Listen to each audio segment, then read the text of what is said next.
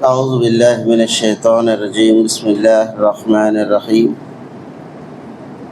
قل إن كان آباؤكم وأبناؤكم وإخوانكم وأزواجكم وعشيرتكم وأموال افترفتموها وتجارة تخشون كسادها ومساكين ترضونها أحب إليكم من الله ورسوله وجهاد في سبيله فتربصوا حتى يأتي الله بأمره والله لا يهدي القوم الفاسقين.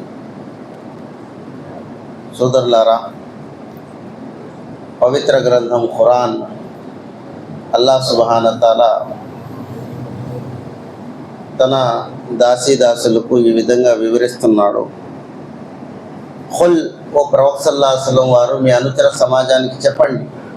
ఏం చెప్పాలి? అల్లా ఇన్ కానా ఆబావుకుం, ఒకవేళ మీ తల్లిదండ్రులు, వాబనావుకుం, మీ పిల్లలు, మీ సంతానం, వాషీరతకుం, మీ రక్త సంబంధికులు, వామ్వాలుం అజ్వాజుకుం, మరి మీ భార్యలు,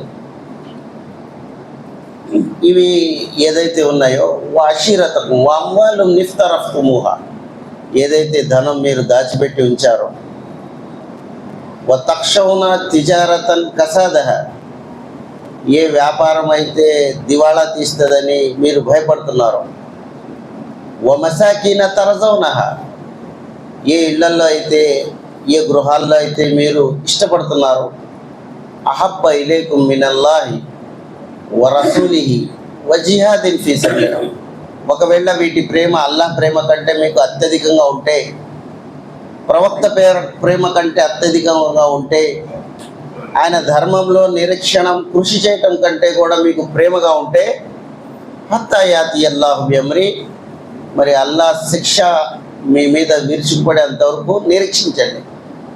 వల్లాహు, నిస్సందేహంగా అల్లాహ్ లా యహ్దిల్ ఖౌమల్ ఫాసిఖీన్, వారికి సన్మార్గం చూపించడు ఎవరైతే పాపాత్ములు. సోదరులారా, 8 విషయాలు అల్లా ఇక్కడ చర్చించాడు. తల్లిదండ్రులు, పిల్లలు, భార్య, మరి రక్త సంబంధికులు, వీటన్నీ ఏమిటంటే ఇహలోకంలో అవసరాలు, లక్ష్యాలు కావు ఇవి. ఇవి ఏంటంటే మనిషికి జీవితం ముందుకు సాగించడానికి పనికొచ్చే విషయాలు ఇవి. కానీ పరలోకానికి సంబంధం లేదండి దీనికి.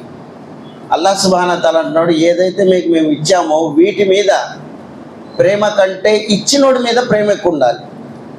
ఇవన్నీ ప్రసాదించినోడు ఇంకోటి ఉన్నాడండి, ఆయన అల్లాహ్. ఆయన మీద ప్రేమ అధికంగా ఉండాలి. ఉంటే ఏమవుతుంది? వీటి విలువ తెలుస్తుంది. వీటిల్లో అల్లాహ్ సుబ్హానహు తాలా మేలిస్తాడు. హజరత్ అబూబకర్ రజియల్లాహు తాలా అన్హు గారి గురించి వస్తుంది. ఆయన కుమారుడు అబ్దుర్రహ్మాన్ బిన్ అబీ బకర్ ఇస్లాం స్వీకరించలేదు. ఆయన ఒక యుద్ధంలో తండ్రి కొడుకులు ఇద్దరు ఎదరబెదర వచ్చేసారు.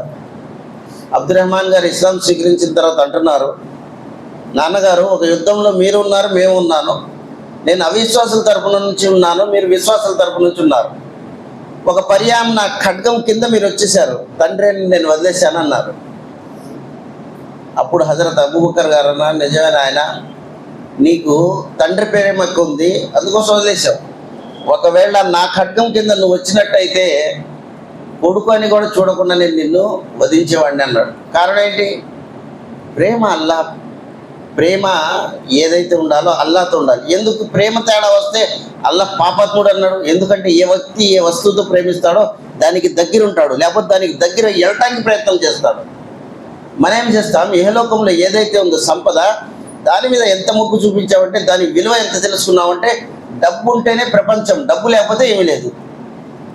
అల్లా అంటాడు, ఫామ్మల్ ఇన్సాను ఇజా మబతలాహు రబ్బుహు ఫఅక్రమహు వనిఅమ ఫయఖూలు రబ్బీ అక్రమన్, మేము మా దాసులకు గౌరవాన్ని ఇచ్చి ధనాన్ని ఇచ్చి పరీక్షిస్తే ఫయఖూలు రబ్బీ అక్రమాన్, ఆ వ్యక్తి అంటాడు, అల్లాహ్ నాకు గౌరవంతుడు చేశాడు అంటాడు. వామ్మా ఇజా మబతలాహు ఫఖదర అలైహి రిజ్కా ఫయఖూలు రబ్బీ అహానన్, ఎప్పుడైతే అతనికి పేదరికానికి గురి చేసి ధనాన్ని కాస్త కలిమి చేసి తగ్గించి మేము పరీక్షిస్తామో అతను అంటాడు అల్లా నాకు అవమానపరిచాడు అంటాడు. ఇక్కడ ఈ వ్యాఖ్యంలో అల్లా సుబ్హానహు వ తఆలా ధనవంతుడు కూడా పరీక్షలో ఉన్నాడు, పేదోడు కూడా పరీక్షలో ఉన్నాడు. ధనవంతుడి పరీక్ష ఏమిటంటే ధనం ఇచ్చి చూస్తాడు, ధనాన్ని ప్రేమిస్తాడా లేకపోతే ఇచ్చినోడిని ప్రేమిస్తాడా అని. నిర్వేదుడికి ఏమిటంటే ఈ నిర్వేద తత్వం తాత్కాలికమే, ఆ తర్వాత నీకు మళ్ళా వసతులు వస్తాయి, దాని మీద సహనం వహిస్తాడా లేకపోతే పేదరిక ఏడుపులు ఏడుస్తూ ఉంటాడా అని చూడటామంటే. మనం ఏం చేస్తాం, డబ్బు వచ్చిందంటే మీసాలు మిలేసి అనుకుంటాం, మనంతో లేడు అంటాం. అల్లా అంటాడు పరీక్ష నాయన, ఇది ఆరోగ్యం, ఐశ్వర్యం, సంతానం ఇవన్నీ ఒక పరీక్షలు. ఎందుకంటే మనం ఇహలోకంలో పరీక్ష నిమిత్తం వచ్చాం కానీ పదిలంగా ఉండటానికి రాలేదు. అల్లా అంటున్నాడు నిల్లజీ ఖలఖల్ మౌత వల్ హయాత లియబ్లువకుమ్ అయ్యుకుం అహ్సను అమల. మేము మరణాన్ని జీవితాన్ని ఎందుకు పుట్టించామంటే మీలో మంచి పనులు ఎవడు చేస్తాడో చూద్దామని. ఎల్లకాలం బ్రతికేది కాదు, ఎల్లకాలం ఈ వస్తువుతో ఉండేది కాదు. అయితే మనం చేయాల్సింది ఏమిటి అంటే అల్లా సుబ్హానహు వ తఆలాను అత్యధికంగా ప్రేమించాలి. ఏముంటుంది ప్రేమిస్తే ఆయనతో? అల్లా సుబ్హానహు వ తఆలా ఏదైతే వస్తువులు ఇచ్చాడో దాంట్లో కృతజ్ఞతాభావం ఎప్పుడైతే వస్తుందో, దాన్ని మనం చిన్న చూపు ఎప్పుడైతే చూస్తామో, అల్లా సుబ్హానహు వ తఆలా ప్రేమ, ప్రవక్త ప్రేమ, ఇస్లాం ప్రేమని ఎప్పుడైతే మనం అధికం చేస్తామో మన జీవితంలో మార్పు వస్తుంది. పాపాలకు దూరంగా ఉంటాం, పుణ్యకార్యాలు అత్యధికం చేస్తాం. సహాబాల జీవితం చూడండి, ఎప్పుడైతే ఇస్లాం స్వీకరించారో మార్పు వచ్చేసింది. మనం తరాలైనా సరే మనం మారట్లేదు, ఇస్లాం మార్చడానికి మనం ప్రయత్నం చేస్తున్నాం. అలా ఉంటే మార్పు రాదు జీవితంలో. అందుకోసం ఇలాంటి రంజాన్లు ఎన్ని వచ్చినా వెళ్ళిపోయినా ఏం తేడా ఉండదండి, మామూలే, ఏముండదు.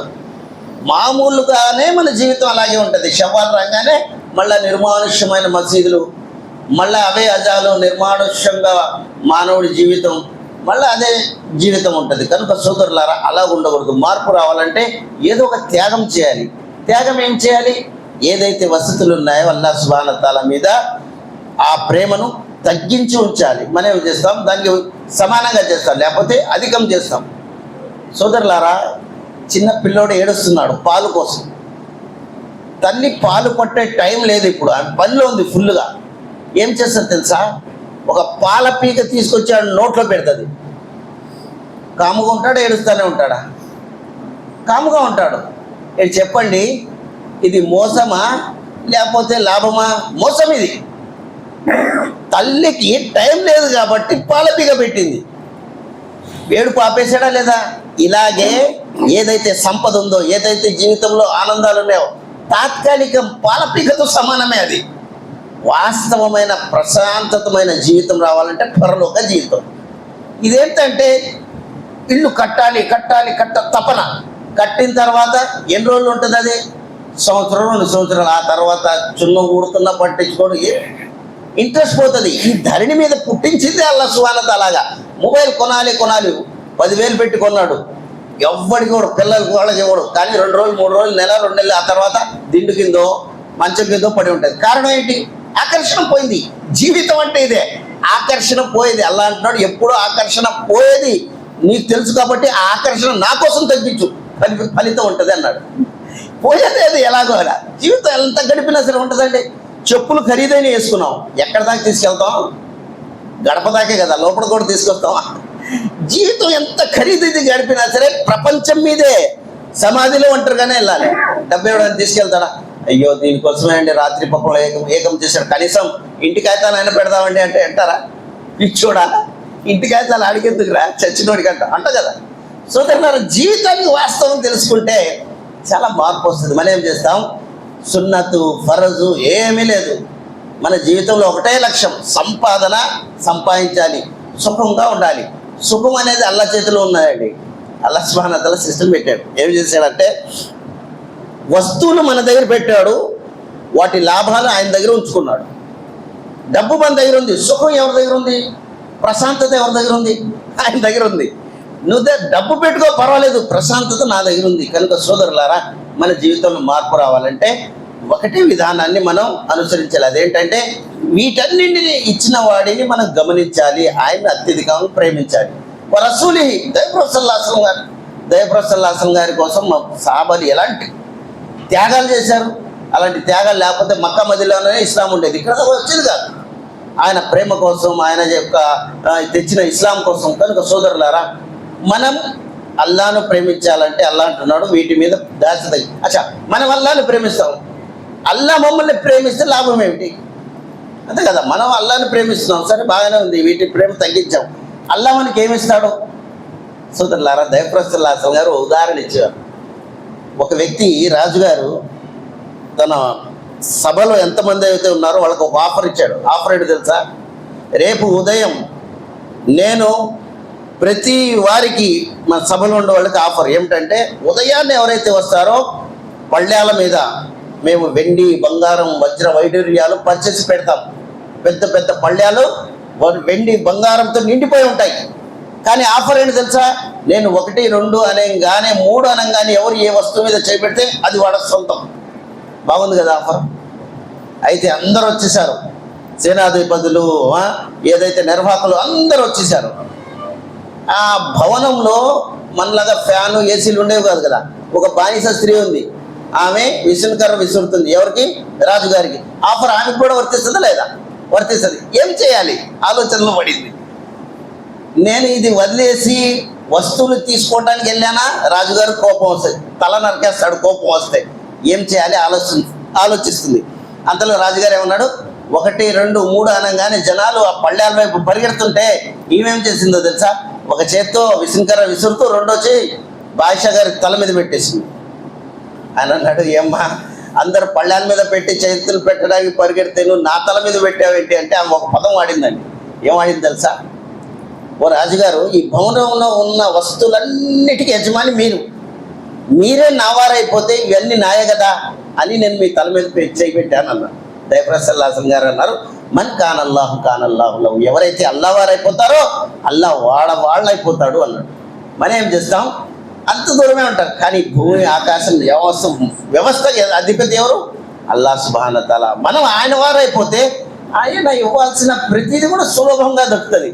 కానీ ఒక విషయం అండి, ఆయన దగ్గర ఉన్నది అడిగి తీసుకోగలము కానీ బలవంతంగా లాక్కోలేము. ఇవాళ ఏదో మన వాతావరణం మారింది కాబట్టి అందరూ ఫజర్ నమాజ్లకు వచ్చేసాం. కానీ వాతావరణం కాస్త మార్పు అయితే, రంజాన్ పోయి షవ్వాల్ వస్తే అప్పుడు తెలుస్తుంది అసలు ఏంటో నకిలీ ఏంటో. అసలు నకిలీకి చాలా తేడా ఉంటుందండి. చెప్పనా?